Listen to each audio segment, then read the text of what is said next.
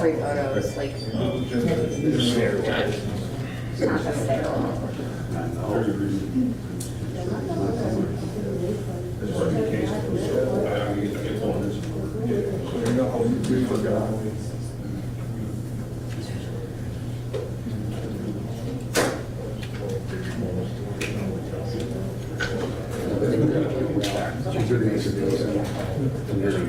Yeah. They're available on the back table.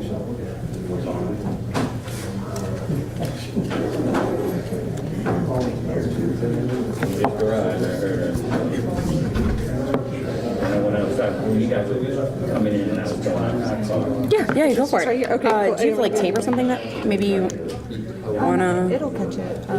So that way it doesn't slide everywhere. Is it okay if I? Yeah, you can. No, yeah, whatever you need to do. Okay. They taped theirs because it was staying. So whatever you need. He's not going to use this. So. Okay. Okay, cool. Thank you.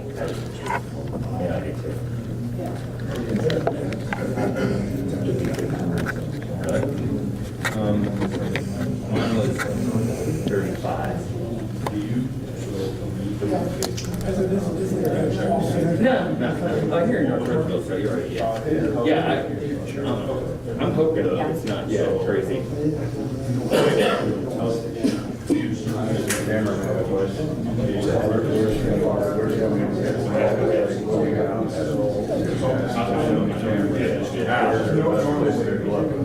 Probably is that a silly question? If there's more folks in the middle, yeah, like right here, Isabel, maybe my colleagues might be there. You're kind of addressing them, and we're just bringing it into people's, you know. Yeah, I'm only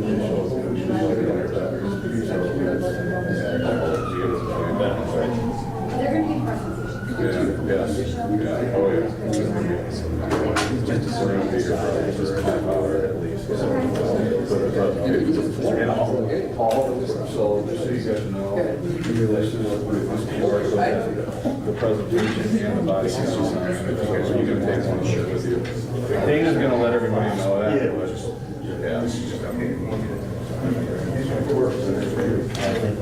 Do you need a white balance? I guess.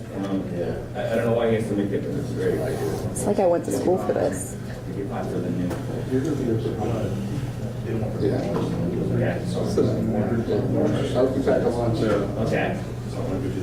Okay. The photo file is done, right? Yes. Okay. Good. Don't worry, we'll.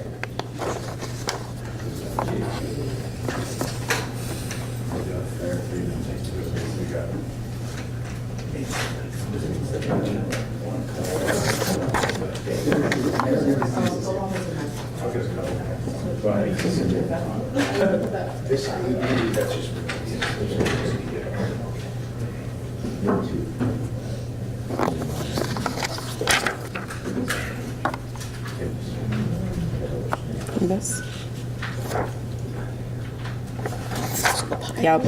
Do you have any like gaff tape or anything that you wanna maybe tape up? I don't think we got Okay. any in with us. That's totally fine. I will rig this up. Sure.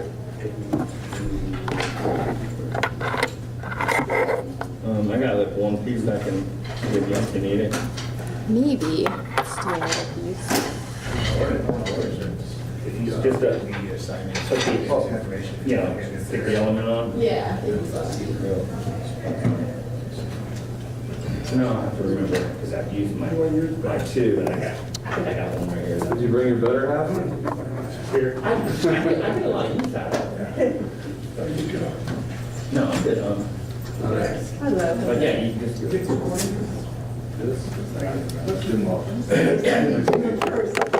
You as well. Yeah, I can get 4 or 5, maybe 6. Someone bump that. Yeah.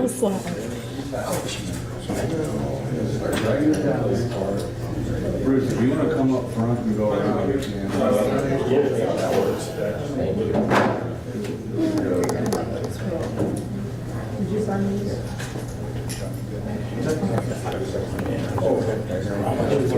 Good morning.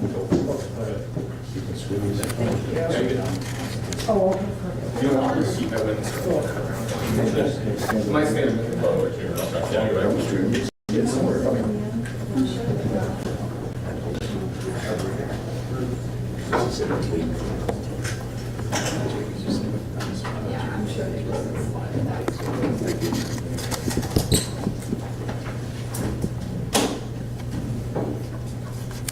White balance.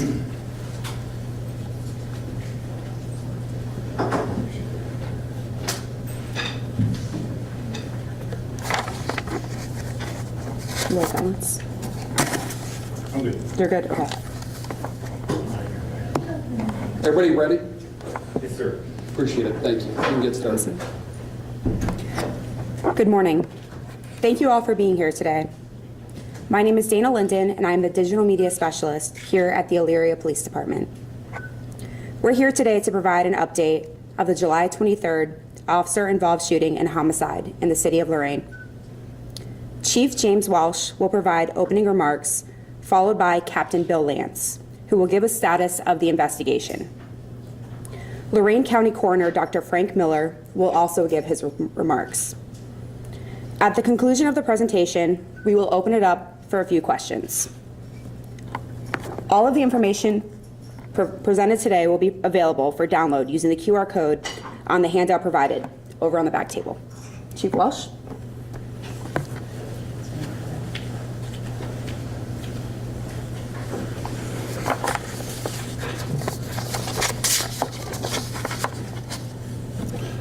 Good morning. On July 23rd, 2025, our community was shaken by a senseless and violent act. The tragic loss of Lorain police officer Phillip Wagner, who was ambushed and fatally shot in the line of duty by 28-year-old Michael Parker of Lorain, Ohio. We continue to hold Officer Wagner's family in our hearts and prayers during this difficult time. Lorain police officers Brent Payne and Peter Gale were also injured while bravely confronting the threat posed by Parker. We will continue to support them as they recover. When I spoke with many of you on Riverbend Drive that tragic day, I made a promise that the Elyria Police Department, along with our law enforcement partners, would conduct a thorough and impartial investigation and keep the public informed.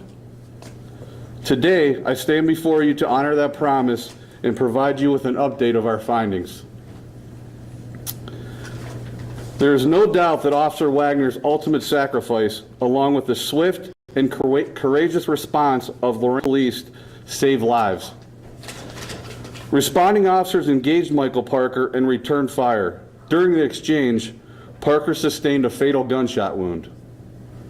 Our investigation has uncovered a chilling reality. Parker acted alone, and he was armed with a significant cache of weaponry, ammunition, and explosives. The evidence confirms that Parker had a deliberate and evil plan to inflict mass casualties upon humanity. Thanks to the heroic actions of Lorain police officers, a far greater tragedy was averted that day.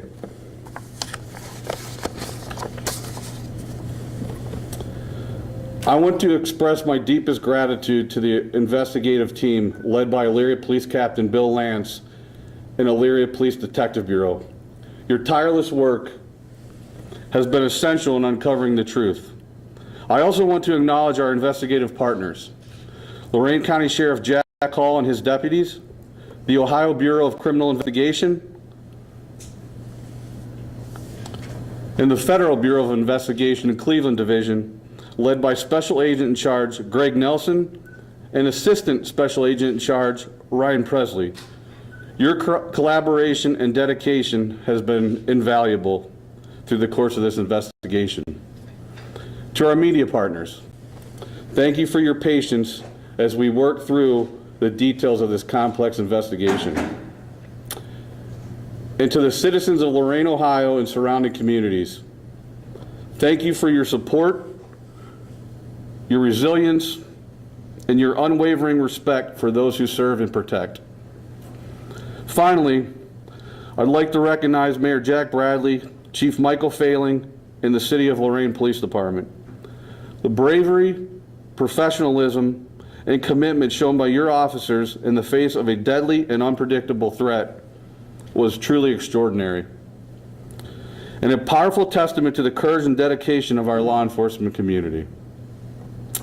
At this time, I'd like to invite Captain Bill Lance, Elyria Police Department, to the podium to share specific details of the investigation. Thank you.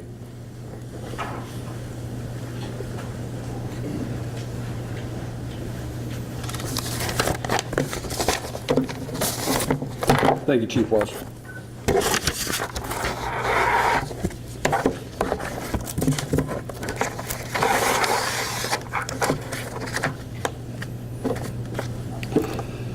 Good morning, everyone. I'm Captain Bill Lance of the Elyria Police Department Investigative Division, and I'm the lead investigator on this investigation. Before I begin today's briefing and providing that update on the investigative status and progress of this case, I want to first extend my appreciation to the Lorain County Sheriff's Office, their Detective Bureau specifically, that assisted us with gathering evidence relevant to this case and being there from day one. Specifically want to point out and recognize the technicians from the Lorain County Bomb Squad, as well as the federal partners that assisted with the materials that were discovered that particular day and their professionalism. Also would like to recognize the Ohio BCI, Bureau of Criminal Investigation, who assisted us in the collection and processing and analyzing evidence relevant to this case.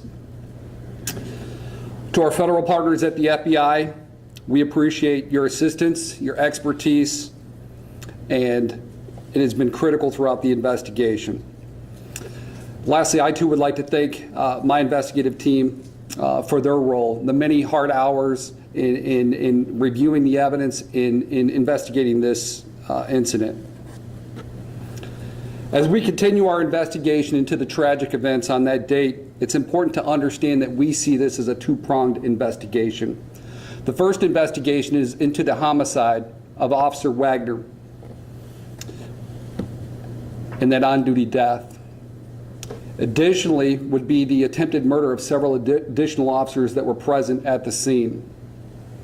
The second prong of this investigation is the officer-involved shooting aspect, which occurred during the armed engagement with the suspect, Michael Parker. The goal of the homicide investigation is to answer those critical questions that still remain. While we know when this occurred, where this occurred, and who's responsible, we want to namely understand the why.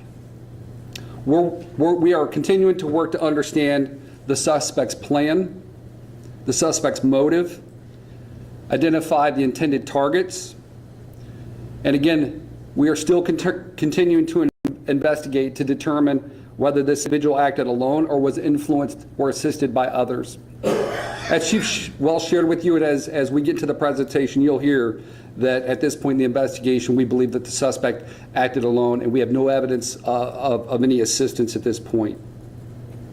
It's all these questions that are at the center of our ongoing investigation efforts. Regarding the officer-involved shooting, at the conclusion of the investigation, all evidence will be presented to the Lorain County Prosecutor's Office for review in accordance with standard protocol for all incidents involving the use of deadly force by law enforcement personnel. I want to share that this has been a complex and challenging case, and we remain fully committed to conducting a thorough and objective investigation to determine the full scope of what occurred that day. The investigation included the collection of body-worn camera footage, in-car camera footage, other surveillance footage, radio traffic, physical evidence collected from the scene and from other scenes, statements from the involved officers, and forensic analysis of evidence collected. Today we will share with you what we presently know based upon the evidence, the suspect's capabilities, and the threat level that were faced by officers on July 23rd, 2025. I want to provide the caveat that this is the information as we best know it today, and as the investigation progresses, that information is subject to change.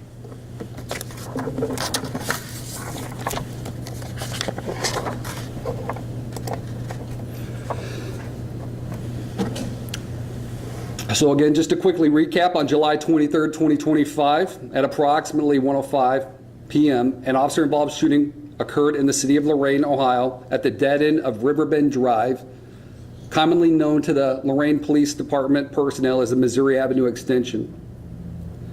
The incident involved multiple officers and resulted in the on-duty death again of Officer Phillip Wagner and gunshot injuries to Officers Peter Gale and Officers Brent Payne.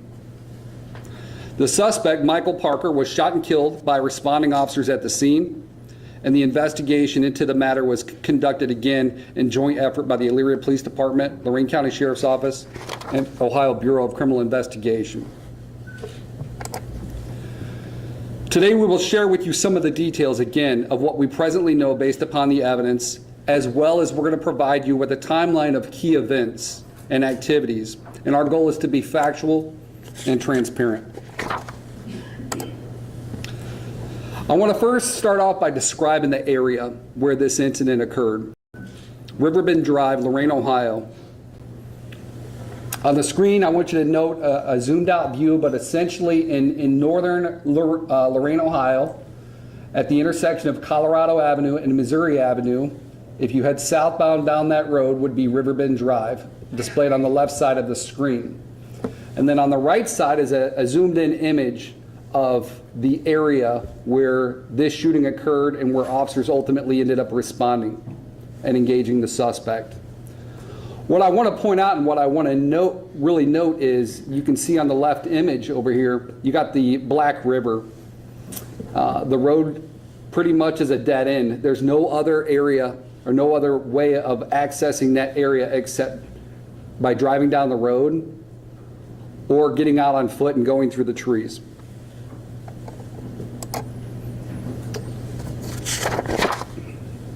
What we learned during our investigation is the Riverbend Drive in Lorain is generally considered a quiet cul-de-sac, again off of Colorado Avenue.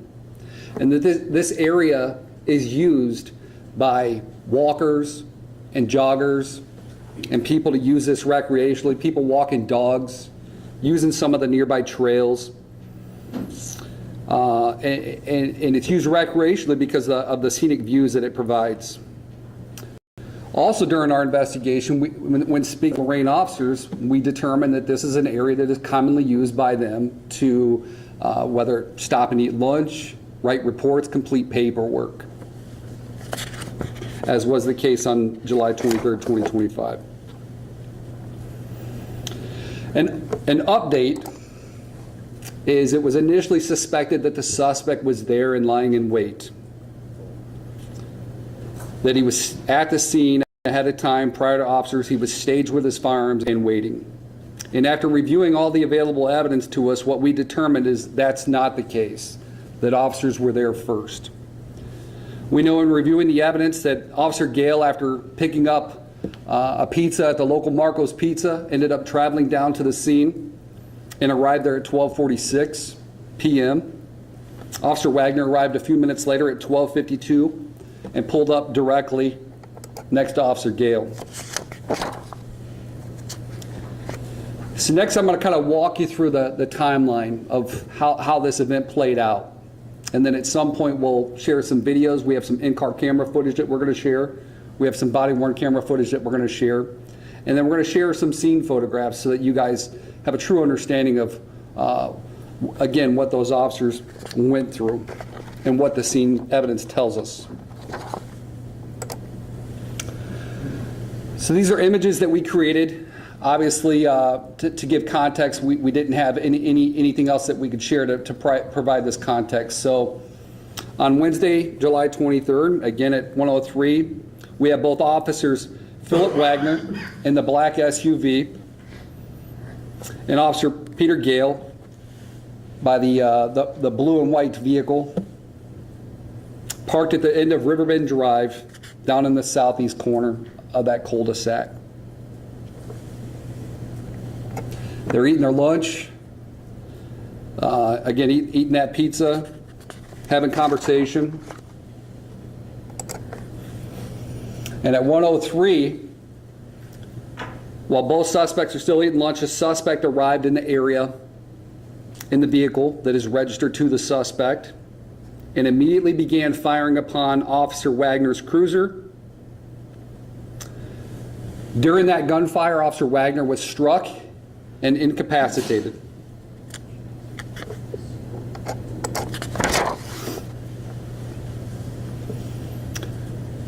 Few seconds as that initial barrage of incoming fire comes in, Officer Gale flees that barrage of gunfire, starts heading north on Riverbend Drive, radios into dispatch, and reports the shots fired. And that is letting the other officers know what's going on over there. Officer Gale continued northbound. He eventually turned around, staged, and waited for his backup.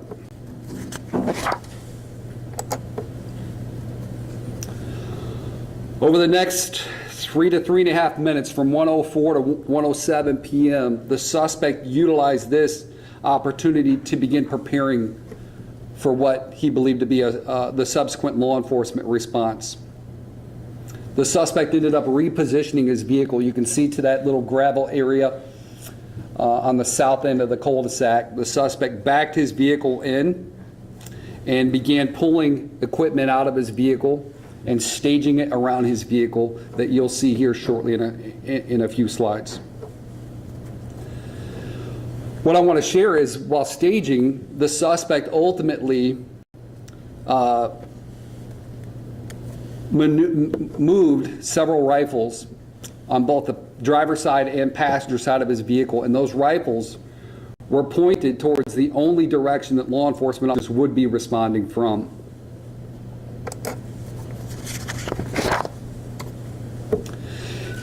Hearing Officer Gale's radio traffic, Officer Brent Payne, as well as several additional officers, began responding to the scene. As Officer Brent Payne turned onto Riverbend Drive, he was able to link up with Officer Gale, and both officers approached the area of the reported shooting.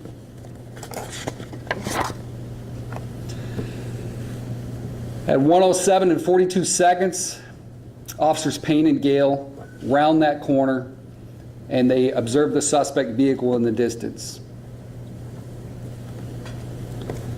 This image gives you an idea of what the scene looked like as Officers Brett Payne and Gale arrived initially back at the scene.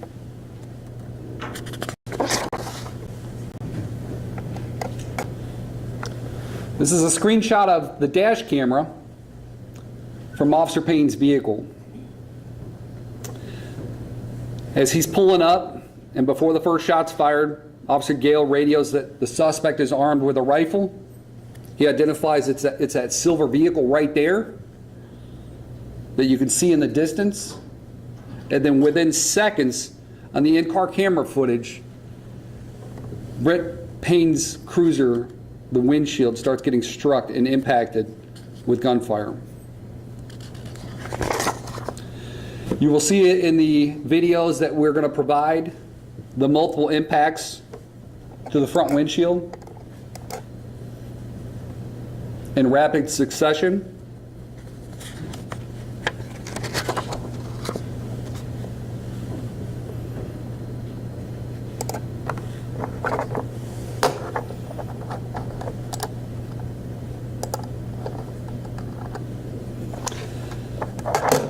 So at this point, I'm going to transition to Officer Brent Payne's in-car camera footage.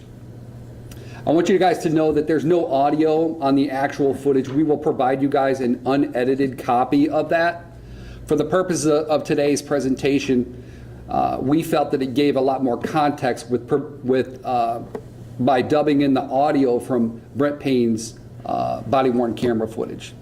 So again, when you get that video back at your agency, you're going to have the unedited copy as well as the copy that we put together. I think it provides more context as far as what the suspect is doing and what the officers are doing and what they're experiencing.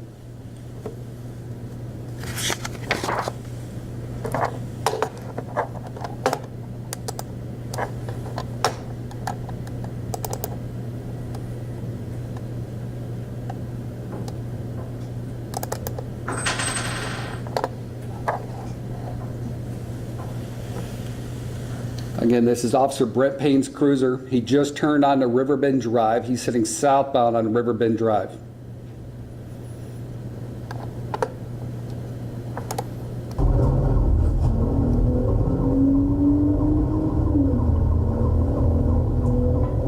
To 30 are coming in here. Where should I not go?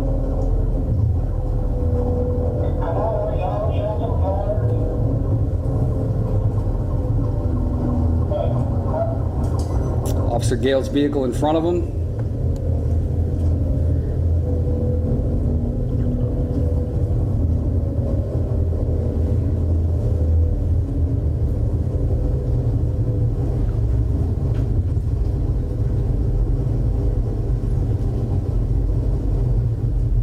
And you can see the suspect vehicle in the distance.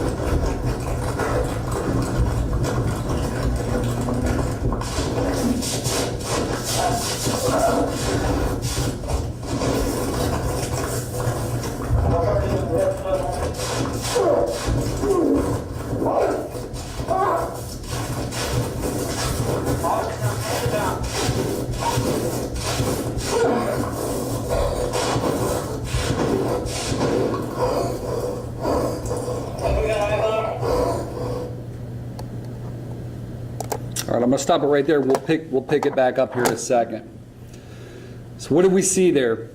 What did we hear? We heard silver vehicle right there. It's that silver vehicle. That's Officer Gale telling Officer Payne it's that vehicle down there.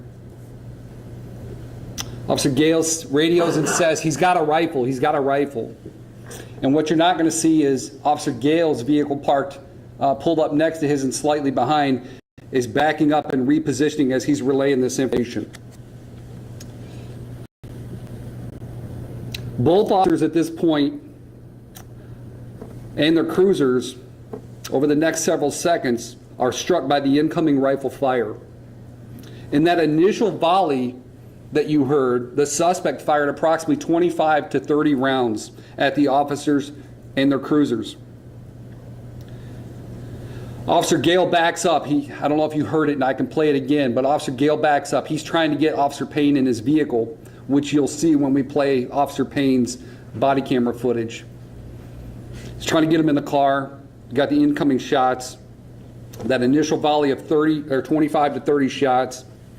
While Officer Gale is trying to get Officer Payne to get into the vehicle, the suspect starts shooting directly into the side of Officer Gale's vehicle. Officer Gale gets struck in the hand by gunfire. And fortunately, he's able to drive himself out of that barrage of gunfire. As he's heading northbound, he's radioing active shooter over the radio. Officer Gale continues north to what essentially ended up being the staging area as officers were arriving in the area, and ultimately the command post was established up in that area. He met up with other officers and he's transported away from the scene.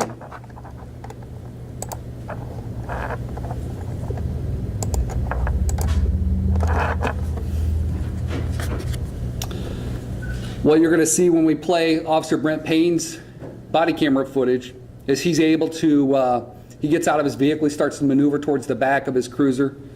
His intent was to retrieve his patrol rifle. Never got the chance.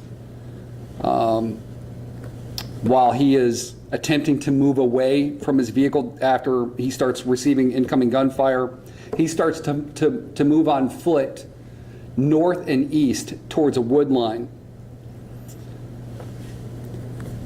What you'll see is the suspect fires an additional volley of approximately 30 rounds at both Officer Gale, his vehicle, striking his vehicle and shattering the back window,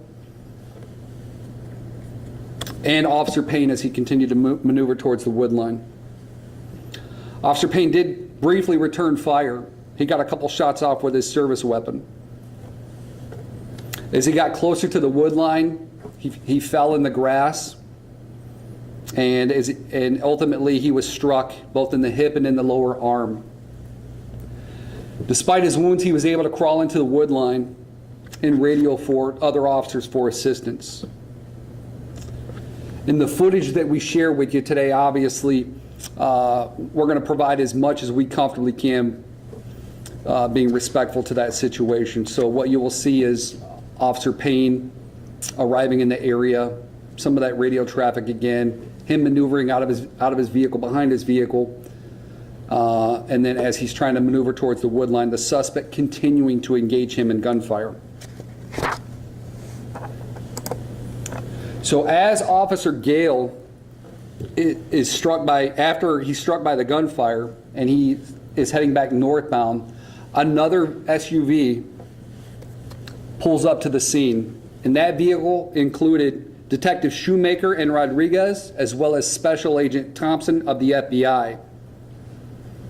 As they arrived in the area and we spoke with them, they observed and heard incoming gunfire and rounds striking the ground, traveling through the trees.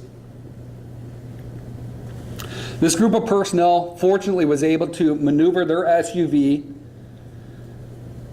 over to the area where Brett Payne had radioed that he had went down. Brett Payne did a phenomenal job with sharing enough information and guiding the responding officers, detectives, to his location. At that location, these personnel fortunately were able to provide immediate medical aid by putting a tourniquet on him, likely saving his life. They're there for a few minutes. As you can see up on the screen, it says 110 to 113. So they're there for a period of time trying to provide that medical aid, but then also look for that opportunity to safely extract Officer Brent Payne from the wood line. And fortunately, they're able to do that. They load him up in the back of this SUV and they transport him to Mercy Hospital.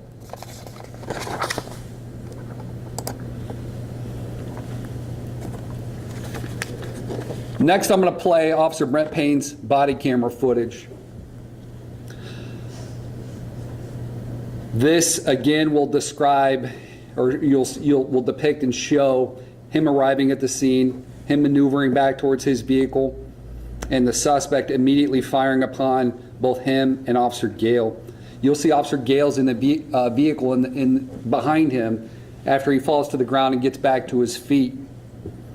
You'll see Officer Payne attempt to maneuver around Officer Gale's vehicle, and then Officer Gale's vehicle, it's at that point that his vehicle starts to get struck by gunfire. He gets struck himself and he departs the area, and then you'll see Officer Payne continue towards the wood line, and that's where the video will stop.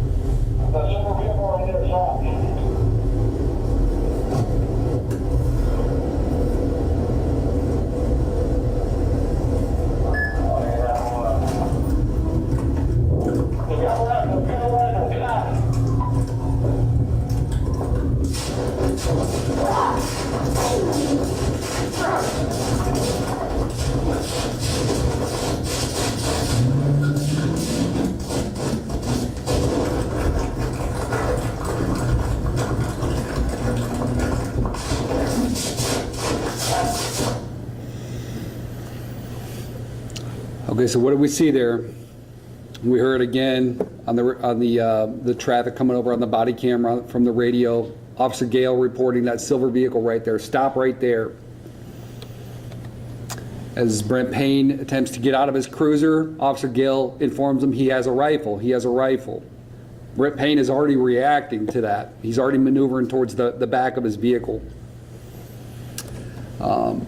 You see Officer Payne go to the ground several times. In our interview with him, he talked about falling to the ground, but he was not struck by gunfire at that moment. He was trying to get to cover, get to a position of cover. You see Officer Payne discharge his service weapon in response to the deadly threat that is posed to him. He described his efforts more so as suppressive in nature, just so that he could move. You see a maneuver around Officer Gale's vehicle, and then Officer Gale again gets struck during that period, and we're not going to share that footage, but he departs the area, and then we know the other detectives in the SUV are arriving right as Gale is departing. Payne gets into the wood line shortly after this. For the next 15 seconds at least, the suspect continues firing upon Officer Brent Payne's position, trying to strike him. Payne does an extraordinary job of, in that moment, under that stress, relaying his position and providing updates and information so that officers can get in there. Also noted was Brent Payne's communications during the incident. So while they're tending to him and providing medical care, he is still directing activities of other people. Before they pull him out, he's looking out for his fellow officers, saying, "Do we have cover before you pull me out? Do we have cover?" They're like, "We got you. We got it covered." Another officer, he sees a cruiser rolling past, and again, he's been shot. He's bleeding profusely. And as the other officer passes him, he shares, "Let him know he's rolling into it. Have him stop right there." And that information goes over the radio. He's still, while he's not an active participant, he's doing his role as a leader within the organization.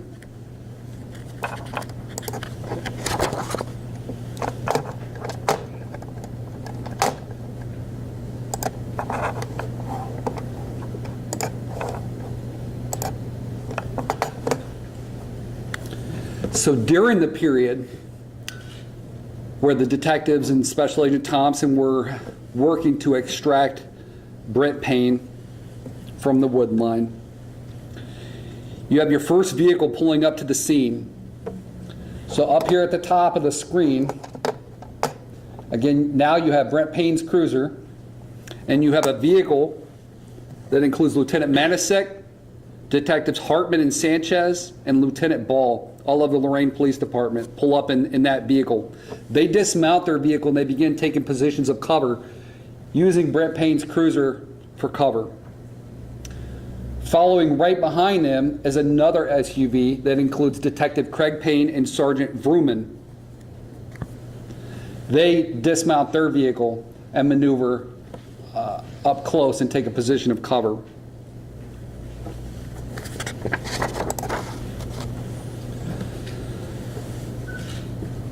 Officers observed the suspect near his vehicle firing upon them. And in response to that deadly threat, the officers discharged their service weapons at the suspect, ultimately striking and killing him, thus neutralizing the deadly threat. The first shot fired by Lorain officers is at 1:11 and 11 seconds p.m. Multiple officers began to advance on the suspect's position, and we'll show that to you when we jump back into the dash camera footage. The last shot fired by officers was at 1:12 and 30 seconds.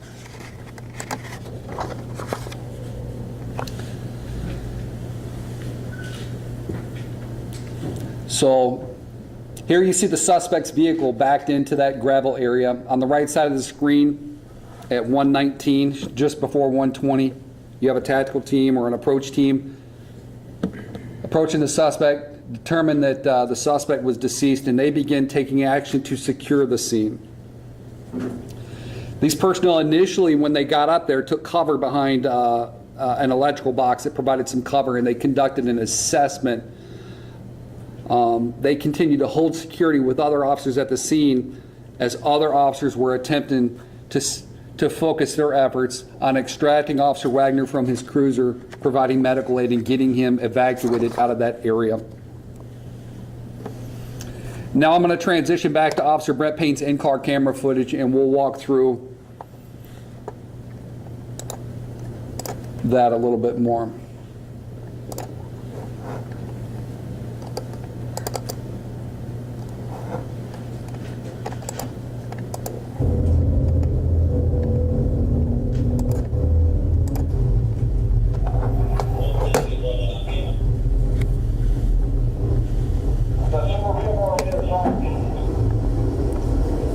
So at this point, try to focus your attention in the upper left-hand screen. The suspect, you will see the suspect moving about his vehicle.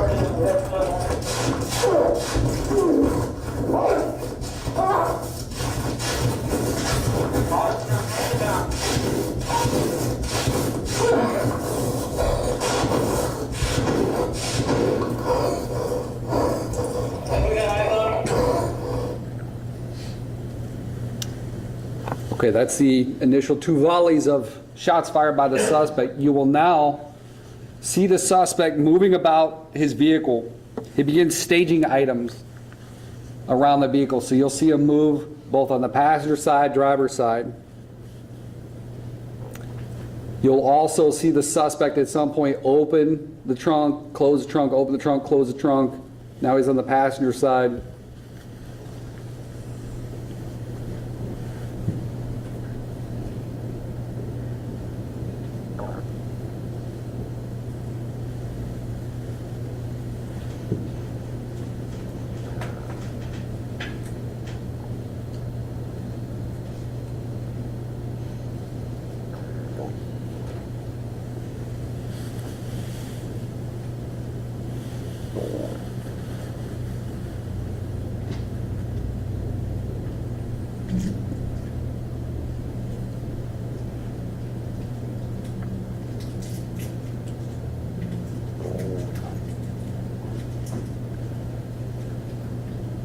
Close the trunk, open trunk, close trunk.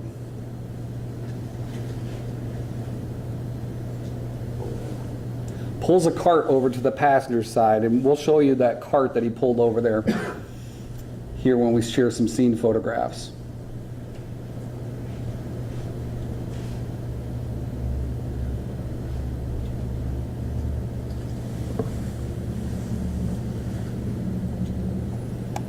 So what do we know that's going on right now? Right now, there's the extraction efforts, the rescue efforts on Officer Brent Payne.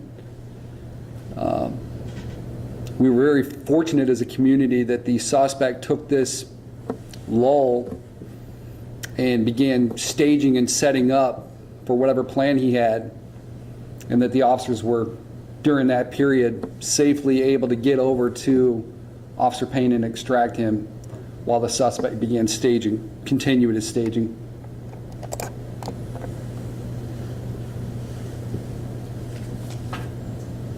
I apologize, there's not a timestamp on this. Here in a second, you're going to start seeing the screen shake, and you'll see glass falling from the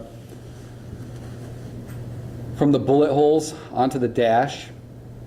That is your indication that officers are now, the officers that I described, are now returning fire at the suspect. It's during that period that they're utilizing the vehicle as a position of cover and engaging the suspect in the distance.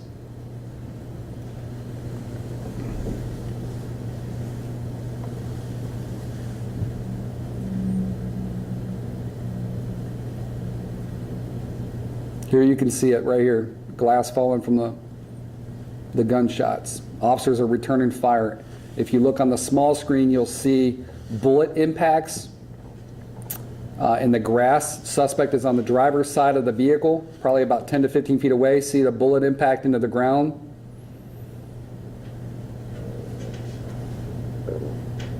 Another bullet impact into the ground.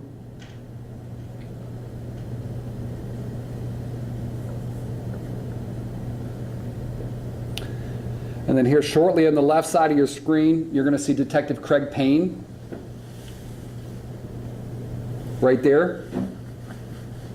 Followed by Sergeant Vrooman. And while they were advancing, this other Lieutenant Manasek and the other officers were engaging from behind the cruiser. And now that was Lieutenant Manasek, Detective Sanchez on the right side of your screen, and they're advancing towards the suspect. Lieutenant Ball and Detective Hartman in the white shirt behind him are now advancing. You can see on the right side in the shadows over here, right here, and I'm going to back it up just so that you can see it one more time. This is Lieutenant Manasek. He takes a knee, ends up engaging the suspect from this area as well.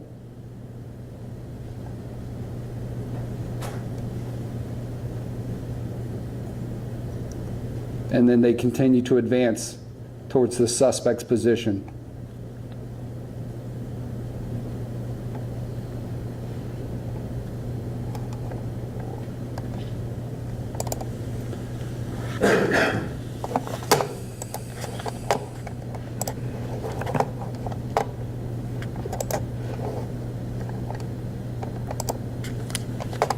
And again, that leads to this image right here, where ultimately they approach and determine that the suspect is deceased, and they begin securing the area.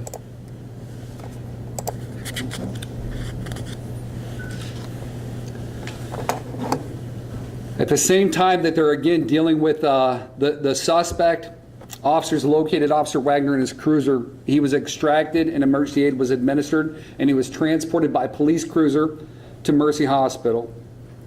Due to the severity of the incident, Lorain Police Department requested mutual aid, and numerous law enforcement agencies and their tactical teams responded and conducted a coordinated search of the surrounding areas to confirm that there was no immediate or ongoing threat to the public safety. Once the scene was secured, it was handed off to us to conduct the investigation. Lorain police officers were very alert. They realized what they just encountered with this armed individual and had concerns that the suspect might have had additional motives. And in looking into the vehicle, they observed baggage that caused concern, and they requested Lorain County Bomb Squad respond to the scene. And during their assessment of the vehicle, they ended up locating approximately 100 pounds of tannerite, an explosive material, inside two separate containers in the back seat of the vehicle. We were very fortunate that day that they were able to safely extract those materials and conduct a controlled detonation well away from the scene. Officer Wagner succumbed to his injuries the following day on July 24th. So next we're going to share some information about the scene itself. We want to provide an overview of what the scene and what the recovered evidence tells us about the suspect's capabilities and the threat level officers faced on that date. What we can share is the suspect was heavily armed. The suspect had a total of 10 firearms that were all purchased by the suspect that we confirmed, that were recovered at the scene. 7 of which were rifles. 5 of those 7 had magnification or optics, a scope on top of them, which indicated the suspect's intent to engage from distance and with precision. Additionally, we located 1 shotgun and 2 handguns. This is looking south, so you're standing at the north end of the cul-de-sac and looking south, and off to the left you have Officer Wagner's vehicle. In the middle and at the end of the cul-de-sac, the suspect's Toyota is parked and backed in.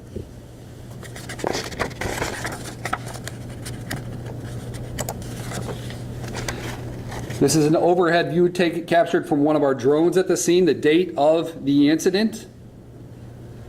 And we highlighted the rifles that are staged around the suspect's vehicle. But additionally, you can see all the other equipment that the suspects began staging. And I'll talk more about that as the presentation continues.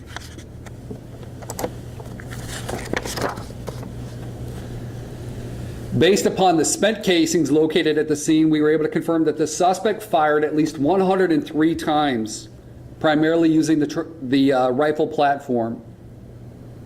Also, we recovered 294 loaded magazines containing various types of rifle ammunition. This, combined with several containers of loose ammunition rounds inside the vehicle, would place a conservative estimate at the suspect total ammunition count at well over 7,500 rounds. That's a significant amount of ammunition. This volume and types of weapons, the ammunition, and the explosive material, they paint a very clear picture that this suspect was heavily armed and he came prepared for a violent and sustained confrontation with law enforcement.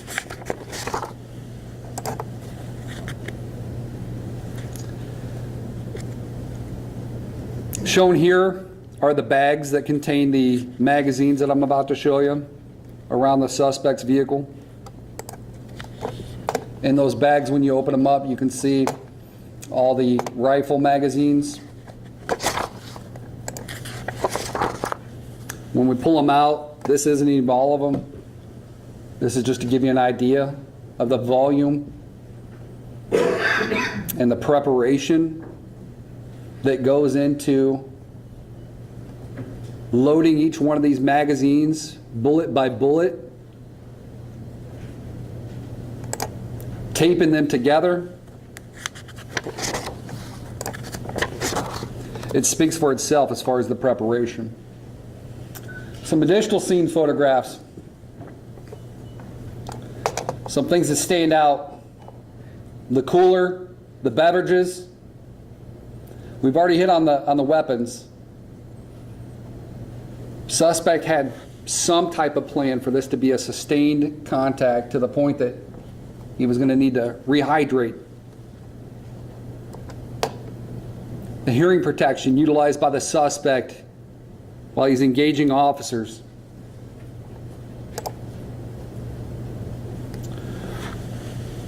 From this angle, you see the cart that I referenced earlier in the in-car camera footage. And all we can take from this is the suspect had at some point some type of plan to add mobility. The cart could be used to transport those bags of ammunition. Those are not light, those are heavy. Could be used to hang the firearms off of.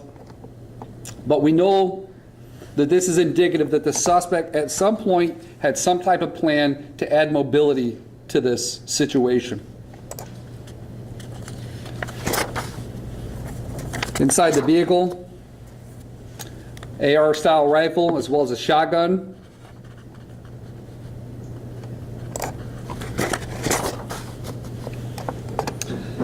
Each one of those placards is a rifle casing fired by the suspect, and in this area near the suspect's vehicle on the driver's side, a total of 84 spent casings fired by the suspect.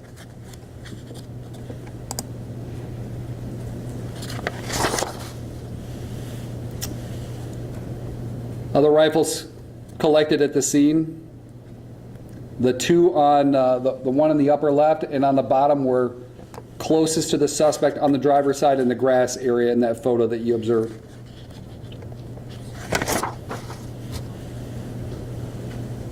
Additional firearms collected at the scene. The one on the top and on the left were on the passenger side of the vehicle on the ground. This was found on the passenger side the lower right-hand corner with the handgun, passenger side, and a bag, as well as another loaded handgun in the center console area.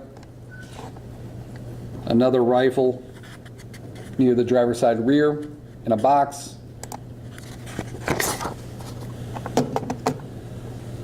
Also in scene 1, you see Officer Wagner's vehicle at the top of the screen, and this was an image that was captured by our drone, and then using the thermal aspect, we kind of superimposed this image just so that you could see the suspect fired 19 rifle casings in this area near the center of the cul-de-sac. That correlated to the rifle round impacts on the passenger side of Officer Wagner's vehicle.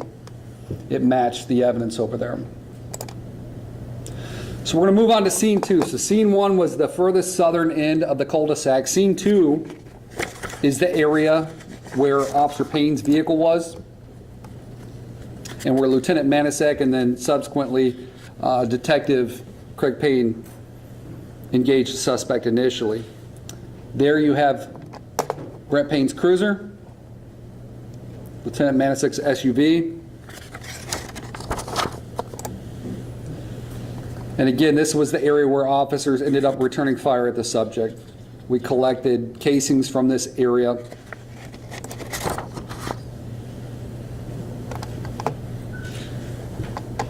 Just to point out, this utility pole right here is 145 meters or 476 feet from where the suspect was positioned.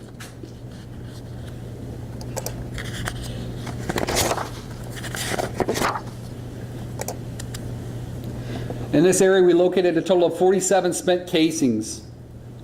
The casings matched the brand known to be utilized by Lorain police officers, and the casings consisted of both rifle and handgun ammunition.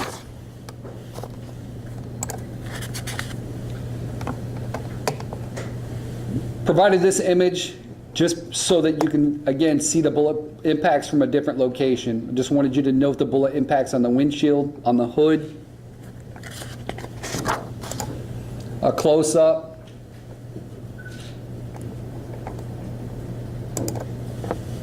And we'll talk about scene 3. Scene 3 consisted of just Officer Gale's vehicle. So after he headed up to the staging area, he was transported away from the scene.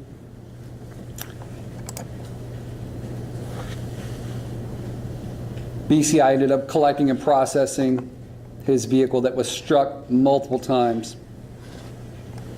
Right here on the driver's side, or on the driver's door, you can note the multiple bullet impacts directly right where Officer Gale would have been. Back windows shot out.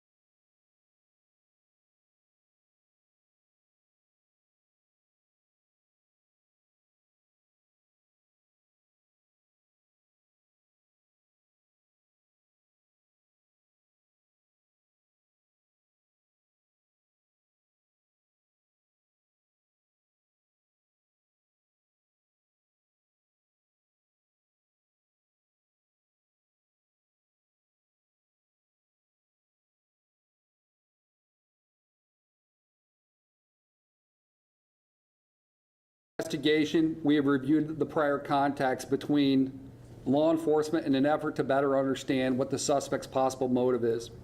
We're aware of the motor vehicle crash that occurred in the city of Lorain, where Officer Wagner subsequently issued the suspect a citation as a result of that motor vehicle crash investigation.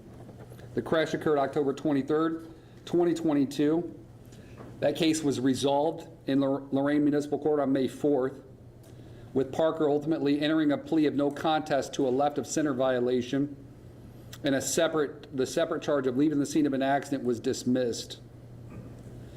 Following that, because that tied into a crash, the other motorist involved in that crash filed a separate civil suit in Lorain County Common Pleas Court on February 6, 2023, and that was settled out of court on March of 2024.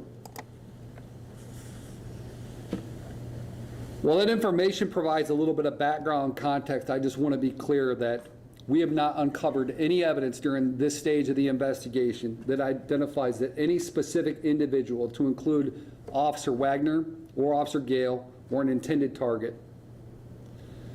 Furthermore, again, all available evidence points that Michael Parker acted alone in his armed attack on law enforcement. Based on the evidence recovered so far, it's clear that Michael Parker did have a plan. And while that plan has not been uncovered through a note or through a manifesto, the evidence and the capabilities show us that he had something planned.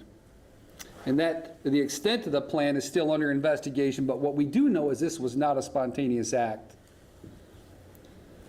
We know Parker's firearm history dates as far back as 2019. As far as the firearms that were present at the scene, that purchase history for all of those firearms began in 2021. What we know, between March and July of 2025, the suspect acquired 4 additional firearms during that time period. They were all located at the scene, loaded and ready to use. In addition to his firearms, again, he had been steadily acquiring large amounts of ammunition and other tactical equipment over the previous months, including the materials that were used to carry out the attack. The volume of ammunition, again estimated at more than 7,500 rounds, the presence of 294 loaded magazines, 100 pounds of tannerite suggest a level of preparation that goes far beyond any type of typical ownership. Planning and intent, we included this, and I kind of already hit on it. But just to recap, plan of some type of plan or intent of going mobile at some point, and the beverages. This is going to be planning on being out there for a while. The mobility aspect of this is extremely concerning. Had the suspect gone mobile and maneuvered into another position or into the wood line, this could have been a very, very tragic situation. And again, the responding officers in their initial intervention and subsequent neutralization of that threat saved a lot of lives that day. So the next steps, through our partners with the FBI, we continue to examine digital evidence and other materials recovered both from at the scene and at the suspect's residence. And we're still awaiting the results of those examinations. Our goal is to gain a fuller understanding of the suspect's intent planning process to determine, again, whether he acted alone or was influenced or assisted by others. Again, as the officer involved shooting, that aspect of the case will be formally presented to the Lorain County prosecutor. That's going to conclude my block. Again, we will open it up for a few questions at the end. Again, when we get to that point, I just ask and remind you that this is an open and active investigation. With that, we shared as much as we felt comfortable without compromising that investigation, but we will try to field a couple questions to see if we can answer those as well. I'm going to invite Dr. Frank Miller, he's the Lorain County Coroner's Office, up to the podium so that he can provide a little bit more information regarding the suspect, Michael Parker.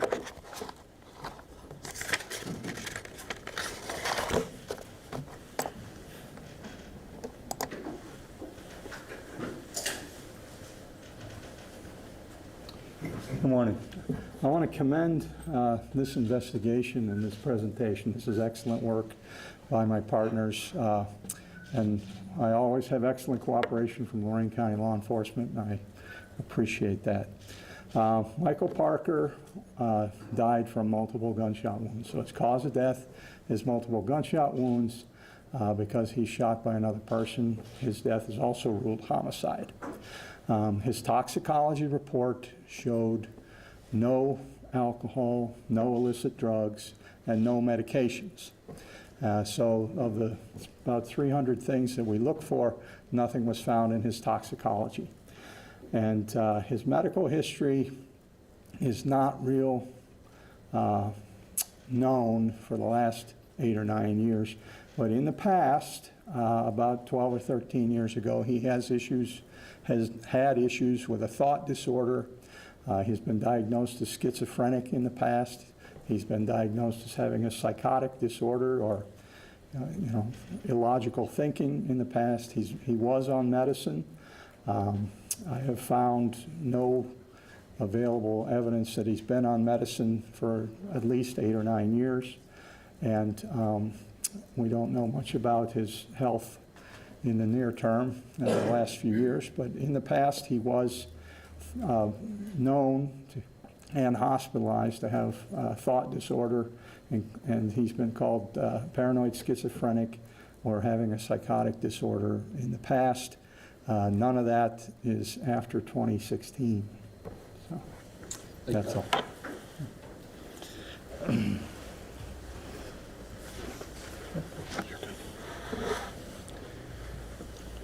I want to invite Chief Michael Failing from Lorain Police to say a few words, and then we will open it up to some questions.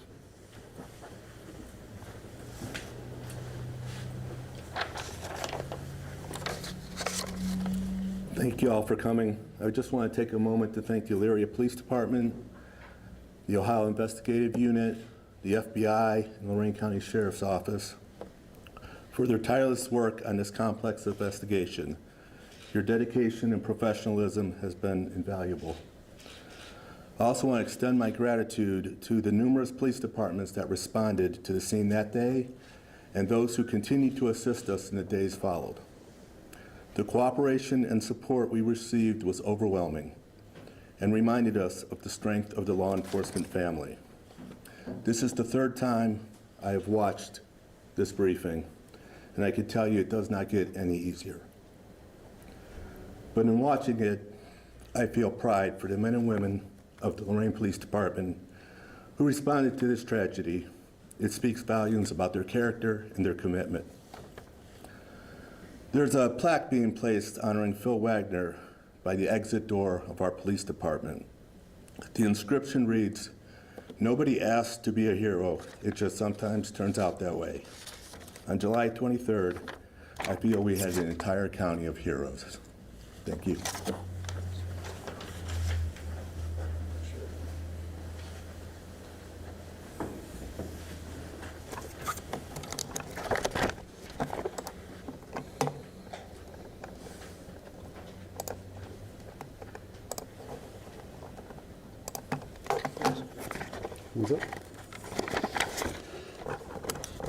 All right, that's going to conclude the presentation. We will open it up. We will take a few questions if there's any questions. Yes, sir. Chief or Detective Captain, what was really, among many things, striking with that video is that they didn't wait for SWAT. We have guys dressed like you going out there. The guy who was just shot a rifle at officers, 100 rounds. So could you speak to that for a moment? You have to go to the podium if you don't mind, or whoever wants to answer this. Just the bravery of officers kind of out in the open taking on a gun with that firepower. Absolutely. In reviewing this, obviously, as the investigators, we have access to even more footage, and the bravery speaks for itself. We kind of touched on it during the presentation, but when you have an active shooter situation, the most critical aspect is that initial intervention. And what we know was from the time that the initial shots were fired by the suspect to the time that Officer Gale and Officer Brent Payne returned to the scene was a matter of like 3 to 3.5 minutes. That means they disrupted the suspect's plan. The suspect can't continue planning and staging. He has to go from being on offense to being on defense, and he has to react. And it was that quick initial intervention followed by the subsequent waves of law enforcement personnel charging into the fray and ultimately neutralizing that deadly threat. So those are the important aspects, but the bravery is, while we touched on several aspects of it today, there's a lot of other officers that deserve recognition as well. Thank you. Anything to add? Now, other than, from when the shooting started, it was 104 to when it ended, I believe, was 111. So that, like, with 7 or 8 minutes that those officers got out to that scene, and to your point, it wasn't SWAT or tactical officers. It was administrative of officers that are in plain clothes that have to leave their desks sometimes to go out and get themselves involved in an incident that they have no idea what they're walking into. They're hearing all this chaotic radio traffic, and had they not intervened so quickly and engaged the suspect and ended that threat, and he would have had time to set up all of the weapons and the explosives, there could have been much more casualties. And it appears was Officer Payne's brother actually helped carry him from the scene? That's correct. No, he responded to the scene and engaged the suspect. Other officers ended up tracking Officer Brent Payne from the scene. Yep. What was it? There was another point that kind of, it had come back to me. Any other questions? Yeah, thank you for providing all of this information. When we see the magnitude of the guns and the magazines that were there, I'm wondering if you can explain more about Parker's living situation, where he was keeping all these weapons leading up to this moment, and if he was living with family, did they have any indication of what was going on? So I'll provide you as much as I can relevant to that question. So the suspect did reside with family members. I believe we even shared that in an initial press release up in the 1500 block of North Lakeview Boulevard in Lorain. Lifelong resident of Lorain is our understanding. The family members that we did interview had knowledge that he had purchased firearms, but not to the point that as far as the level and the amount of firearms and ammunition that we recovered at the scene during the interview. So that's probably the best way I can word it, is they had knowledge that he owned firearms, but they did not indicate that they were aware that he owned multiple firearms. And do you know where he was storing all of this ammunition and the weapons? It was at the residence, correct. Thank you. Yep. Yes, sir. You guys mentioned the FBI was handling the digital side of the investigation. Could you tell us a little bit what that might entail, or what you guys are looking for, maybe cement motive, something along those lines? Yeah, absolutely. It's turning over all stones in this situation, all available evidence, to include social media accounts, online presence, digital cell phone extraction and review. So, as well as during the execution of the search warrant, we located additional electronic devices belonging to the suspect at his residence. So it's a combination of all that. Thank you. Yep. Can you clarify at what point Officer Payne was shot? You had said that in the body cam footage he's stumbling, but you had said he was not. The shots did not cause him to stumble. Was he shot while he was in the tree line radioing for help? Was he shot in his car? Can you just clarify? Yeah, so in the video, right where the video shuts off, what happens next is he gets back to his feet. He fell right there, and when he gets back to his feet, and he's right on the edge of the wood line, within seconds of where the video stops is when he gets shot at the edge of the wood line. And again, he got shot in the hip, upper leg area, and in the left arm. Can you provide an update on the conditions of Officers Gale and Payne? Are they back on the force, or how are their conditions? We'll save that question if we could, and we'll revisit that with Chief Failing, okay? I do. I just wanted to ask, so just to be clear that you believe that Michael Parker, that he acted alone, but you guys said that you guys are still clearing and investigating things.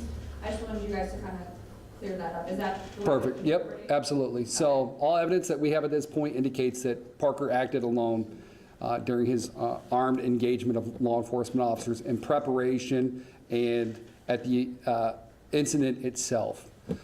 With that, again, we're still waiting on all that other analysis of all that data that the FBI is working with us on to just make sure that that is the case and that that does not open up any additional leads as far as anybody assisting the suspect in this case. I know you can't say a lot about the interviews that you guys have had, but with the family members, is there anywhere that you can speak on behalf of, you know, was there shock? Was there like any description of what they said when you guys interviewed them? I think with a situation like this, yes, that there's always going to be shock, that there's going to be, you know, dismay and not understanding, and it takes a little bit of time to digest that information. I can tell you that we did have, you know, conversation with the suspect's mother day of, and I won't dive into those specifically. And you know, over the course of the following days and weeks, we've interviewed multiple people that are associated with the suspect or knew the suspect. Thank you. Yep. Yes, sir. Real quick, with all the weapons, did he have to go through a background check? So as far as the background check and application, it's a great question because it's one that we kind of anticipated, and it's one that we all recognize based upon what, you know, Dr. Miller just shared with us, that the suspect did have a diagnosis, you know, for mental health aspects. It is not illegal for somebody to purchase firearms by federal or Ohio law. It doesn't automatically prohibit somebody from purchasing those firearms. The law says that an individual has to be adjudicated by a court as mentally defective or involuntarily committed to a mental institution for that to be applicable. So while we know of the suspect's diagnosis, that did not in and of itself preclude him based upon that diagnosis. Owen? Yeah, so with the officers arriving before Mr. Parker, is there any evidence that he was perhaps waiting nearby for officers to go there? Do you have any idea where he was before he came upon them? And we had heard some rumors that perhaps he had been seen there in the past by officers. Can you speak to either of those? We don't have any evidence to support that in our interviews with people that any officers had specifically observed him at that location before. That is still something that we are looking at through the digital aspect of the investigation, as far as if the suspect might have frequented that location, and that's still kind of pending. What was the other aspect? There was another part of the question. If he had perhaps been waiting for officers to drive back. Okay, as far as the suspect timeline, what I can share with you would be, we've been able to shore up the suspect's locations prior to the officers getting at the scene, and the suspect's movements throughout the city prior to arriving at the scene through various surveillance footage and other evidence. So while we know, and we're not looking to share that information, we do know where the suspect was prior to arriving at the scene itself. It's also worth pointing out, when we kind of talked about like planning and motive and not really knowing what the suspect's plan, at this stage in the investigation, we haven't uncovered anything that also indicated that the suspect was intending to, you know, fire upon law enforcement officers. We don't know at this stage if the suspect's initial intent was to fire upon the civilian population that may frequent that area. That's an unknown for us, and ultimately we're hoping to have a better understanding of that. But what we do know is, regardless of those circumstances, firing upon law enforcement or firing upon the civilian population, one would have to understand that that is going to immediately be met with a significant and heavy law enforcement response, which would require him to engage in preparation for that law enforcement response. Yes, sir. Can you talk a little bit about the, obviously Officer Wagner is very seriously injured at the beginning of this interaction. Can you talk about some of the efforts to save him? It sounds like officers weren't able to even get to his car until the shooter was dead. Correct. So the first thing that officers had to deal with was neutralizing the active and deadly threat. As soon as that occurred, officers, to include Detective Payne, Sergeant Vrooman, Detective Hartman, immediately transitioned and focused their efforts on rescue and recovery efforts of Officer Wagner, extracting him from his vehicle, providing what aid they could, loading him up into a cruiser, and the subsequent transport to a local hospital. Go ahead, we'll take one more question about the investigation, and then we'll bring up Chief Failing so he can address some concerns you may have about his personnel moving forward. Go ahead. Thank you. What would have happened if those bombs would have gone off? It would have been an absolute nightmare. And we're very fortunate, again, as a community and for Lorain Police Department. I think that their training, their preparation, their self-awareness comes to light in recognizing while we have this initial violent attack, and when we're securing the scene, to immediately transition and focus towards concern for there being additional threats, and having the mindset and the foresight to anticipate that, yeah, the suspect may have planned something, let's be prepared. And from there, it's just precautionary. And then when it came to light that, yeah, there's actually explosive material, it was eye-opening. I was out there at the scene that particular day. Chief Walsh was at the command post, serving in the role of the commander, and we both, heard the explosion, observed the explosion, and it was a significant amount of explosive material. Would have it harmed people? Like just kind of like if those would have went off, like. Absolutely, absolutely. It's my understanding, and talking with bomb technicians, they said it would have been the equivalent of about 50 pounds of TNT. So extremely explosive, violent explosion. So, yeah, thank you all.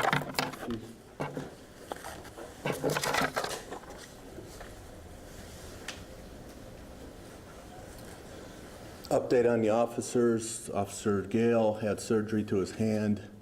He is currently recovering. He'll still probably be out about 6 to 8 months before he returns to the police department. Officer Payne had a major surgery last week.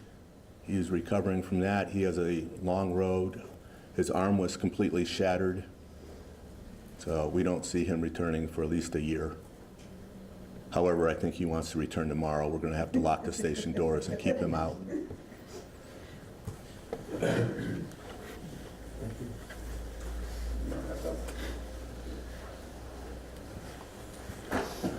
Again, I'd like to thank the press for coming today. I know initially after this incident, we received many calls, emails, texts for information, and we promised that we would get back together once we had all the information to report. I hope this information that was provided today was helpful for you to do your jobs, and we tried to keep it as short as possible, but obviously there's a lot of material here to go over. We wanted to make sure that you have a full understanding of what happened as we know it. And I would just like to say thank you again for your patience, professionalism, and this will conclude today's press conference. Thank you. Thank you.